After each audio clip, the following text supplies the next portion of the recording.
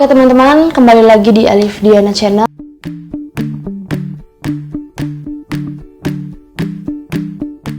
Dan hari ini saya akan bahas sesuai janji saya kemarin, yaitu akan membahas yang satunya lagi nih, Oppo F1s.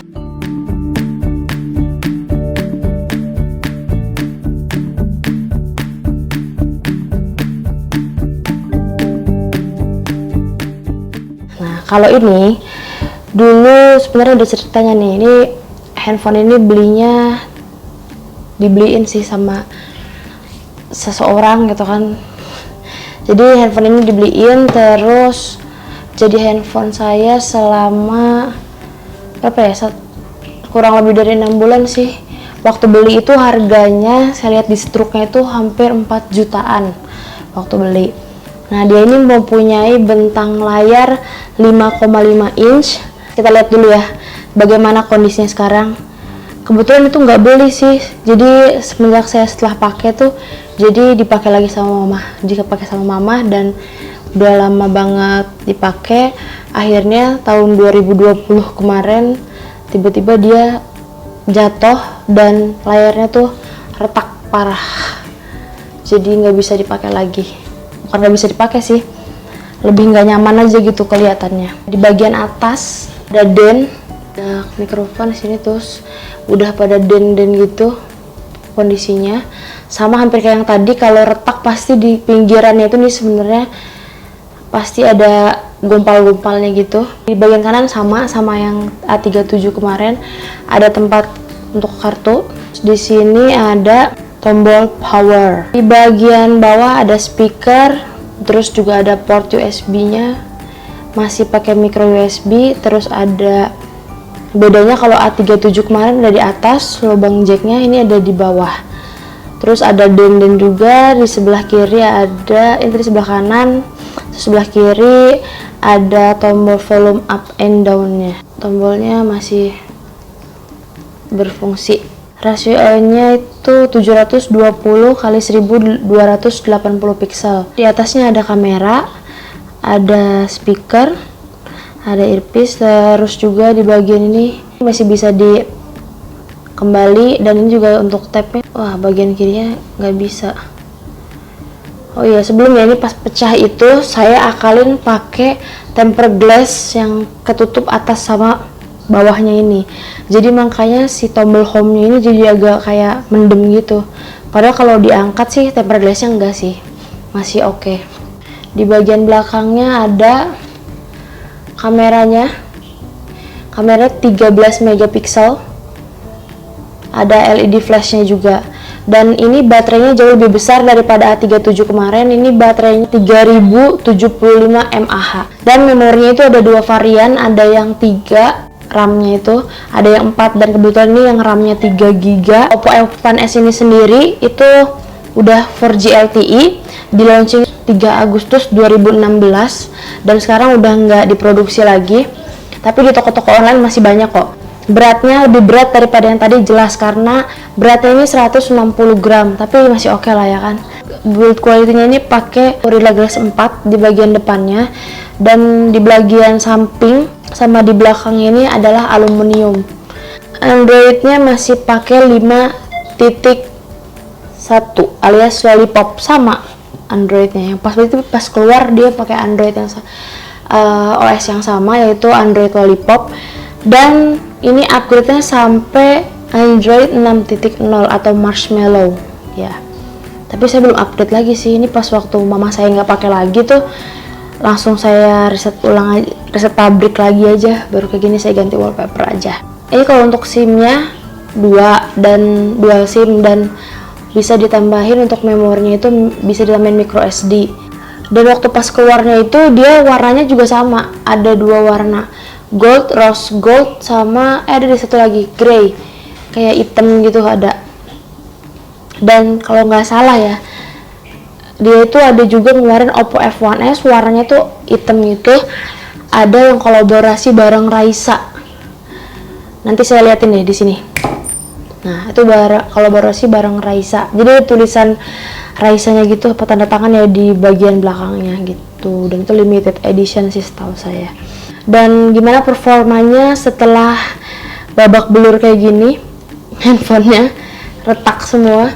Sebenarnya saya udah niat mau ganti LCD, tapi kebanyakan kalau diganti LCD-nya tuh nggak sebagus awalnya. Jadi saya akalin aja pakai kayak gini dan nggak buru-buru kayak dijual gitu, karena ini handphonenya tuh kenang-kenangan banget, dikasih sama orang dan terus juga dipakai sama mama saya juga. Sampai mama saya juga sebenarnya waktu pas pindah dari Oppo ini terus sempet ganti, yang waktu itu saya pernah review, gantinya itu Wiko View 4 Lite. Waktu itu mama saya juga sempet kayak ngerasain kok nggak kayak yang kemarin sih gitu, nggak smooth gitu mungkin ya. Tapi di sini udah ada beberapa bekas-bekas pemakaian, ya bukan ada lagi tapi parah, udah retak. Terus di LCD-nya udah ada kayak apa ya, kayak ibaratnya kalau di game-games gitu tuh di layarnya ada yang kayak kerutan gitu, tapi ini bukan kerut sih, cuma garis merah dua kayak burn in gitu. Tapi yang anehnya burn in-nya cuma ada di sekitaran sininya aja sih tuh, kalau bisa dilihat tuh burn in-nya sebelah sini aja, nggak penuh gitu. Terus kadang-kadang dia juga kalau panas tuh kayak apa ya, ngegeber apa tuh namanya, gerak-gerak gitu layarnya. Tapi kalau udah dingin dia udah balik lagi seperti semula, lancar lagi.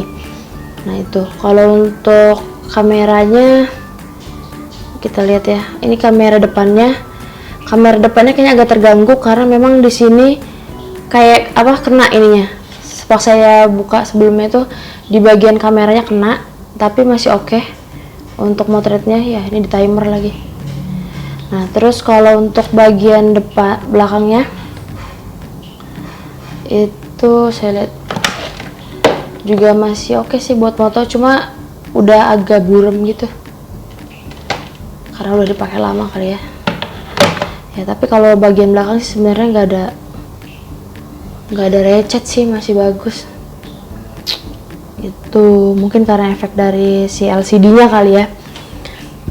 Dan ini adalah performanya saat dimainkan PUBG Mobile.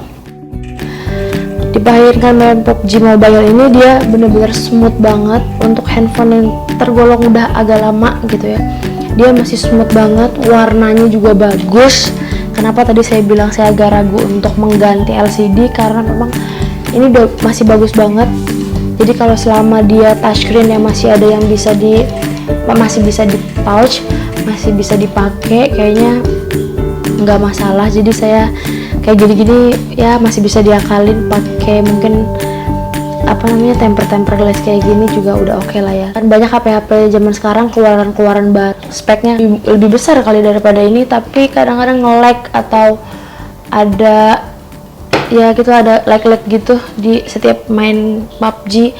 Tapi kalau ini PUBG aja lancar. Dan ini saya mau tes yang kedua, yaitu Mobile Legends-nya. Coba kita lihat. Nah kalau tadi dipakai PUBG aja lancar, ini pasti dipakai Mobile Legends juga jauh lebih lancar lah ya kan, nggak ada kendala sama sekali, no kendala, tanpa kendala. Nah jadi ini bisa jadi referensi kalian. Saya cuma mau nunjukin aja sih ini tuh kenapa di HP-HP yang kayak gini saya bahas lagi. Jadi kan HP koleksi aja gitu kan ya, yang punya kenangan tersendiri. Kenapa saya liatin untuk main PUBG dan main Mobile Legends-nya, jadi kalian bisa jadi referensi kalau misalnya kalian mau beli handphone ini di tahun 2021 ini. Untuk A37 yang kemarin saya bahas itu juga lancar untuk main Mobile Legends-nya. Jadi saya perbandingannya gini, kalau yang punya saya aja yang kondisinya retak kayak gitu masih bagus, bisa lancar dipakai, ya kalian masih bisa beli yang barunya.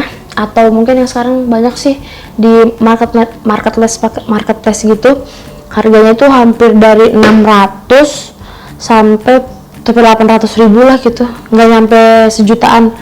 Terus yang secondnya juga banyak, jadi kalian bisa beli itu.